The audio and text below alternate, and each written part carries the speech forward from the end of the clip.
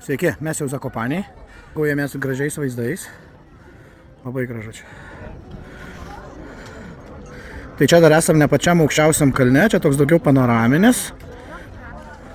Restoranai, viskas čia yra. Ir aš manau, kad mes rytoj turėtumėm ten atsirasti ant šito kalno. Čia turbūt aukščiausias kalnas yra. Taiėdom puikiai dieną. Pasiekėm tikslą, 900 km nuvažiavom. Kaip ir minėjau, tikrai kelias buvo super geras, tikrai nenuvargom. Praktiškai užsipylėm degalų tik tai įvažiuodami į Lenkiją. Priminsiu, Lietuvoje pylėm už eurą 55, o po to jau pylėm Krokuvai. Tai Krokuvai, man atrodo, išėjo ant 20 centų gal pigiau, tai euras gal 35 panašiai. Tai šitoj vietoje, jeigu skaičiuoti degalus, tai dažniausiai būna, kad jeigu 3-4 žmonės važiuoja automobilį, jau apsimoka, galima sakyti, nei su lėktuvu skristis, ypač per high seasoną. Tai rytoj, jeigu nuvažiuosim kokius dar 600 km, tai labai panašiai trečiai dienai ir liksite 900 km.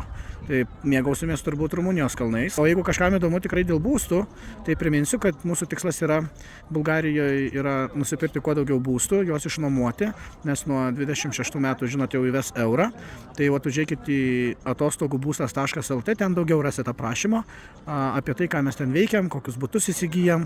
Ir jeigu kažkokių būtų klausimų ar kažkas rimtai svarstot įsigyti nekilnojamą turtą, būtinai parašykit, nes mes padedam nuo, kaip sakau, oro uosto pasitikimo.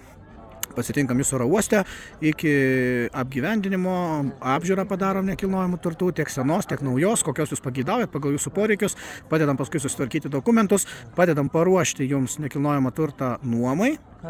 Na ir viskas. Ir tada jau sėkmingos investicijos, kaip sakau, nes panašiai bent jau per paskutinius metus investicija augo apie 15-17% kiekvienais metais. Tai čia be nuomos.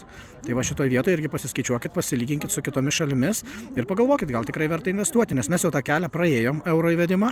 Na, tai galbūt reikėtų tiesiog atkartoti tą sėkmę, bet Bulgarijoje.